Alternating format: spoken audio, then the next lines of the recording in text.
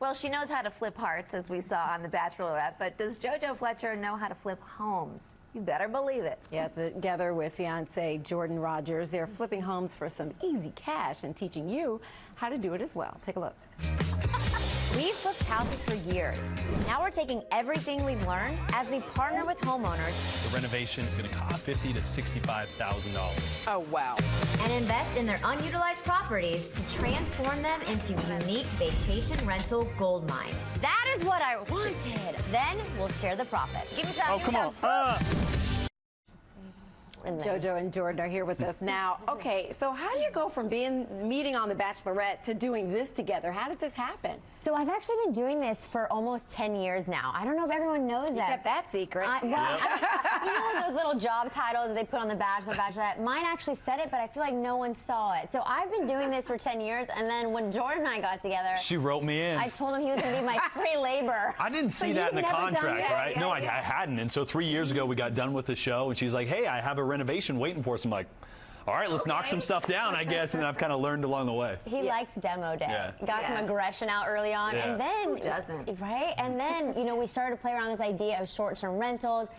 And you loved the idea. Loved it. And I'm an entrepreneur, so my mind just started going. We can scale this a lot quicker. We can invest smaller amounts of money, have more properties. So that's kind of when it took off. This is a good team. Yeah. Oh, it's working.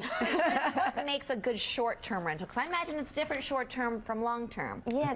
That's the thing. So long-term rental is often dictated by the market and by the square footage. Well, we're working with small spaces. We did an Airstream. We did a shipping container. We did a big warehouse, but a lot of times they're smaller spaces, so you can get creative. And what really markets a space is JoJo's design, right? So beautiful design. I think with short-term rentals, travelers want an experience. They want it to feel super unique, maybe unconventional. So we target those properties that are maybe a little weird, maybe a little different. But I think just the design, the marketing, and then also finding locations that, you know, people want to go to year-round. So there's all these little things, but I think just telling a story is really important for a short-term rental. Yeah, the designs that you all come up with are so amazing. And in well, thank you. I did those all myself. I'm just kidding. I mean, but what will be the most challenging that we see a space that you turn around? You know, I think we both would say a shipping container, because we've always seen these shipping containers pop up, and we're like, you know what, it costs a couple $1,000s to buy those. It's a metal box, right? Put a bed in it. Right? No, it's so much harder than you think. It's tiny. There's no insulation. The sound. There's a lot to think about. Electricity, these are plumbing. 8 feet wide. Think about that. Yeah. So you have to find ways to make it feel big. And so our shipping container episode's really interesting because we create an indoor-outdoor flow, but we work with small spaces. So good. Y'all gonna have people around the country buying shipping We hope so.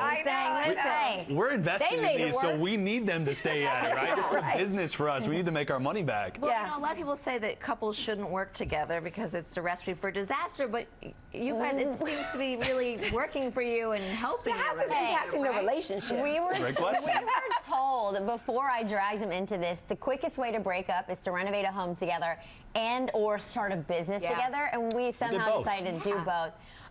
You know what we did? We're normal. We bicker, we disagree.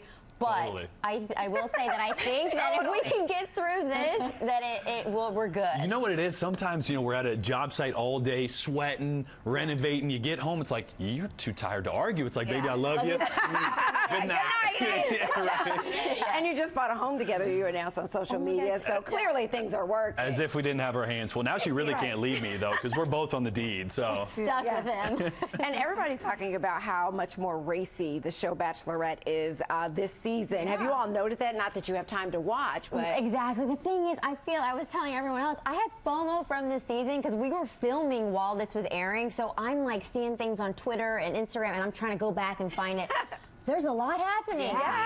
Drama. It's racy. It's sexy. It's different than I think most seasons. So I think people are loving it. Much steamier, if you could believe that. She's got it down to the final 3. Any advice?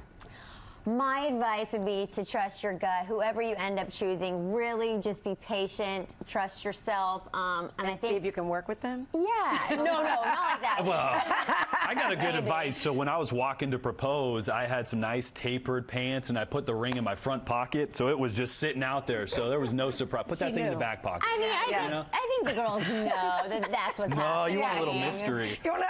I love this. That's a whole other thing. All right, well, you can catch Cash Pat tonight at 10 p.m. on CNBC.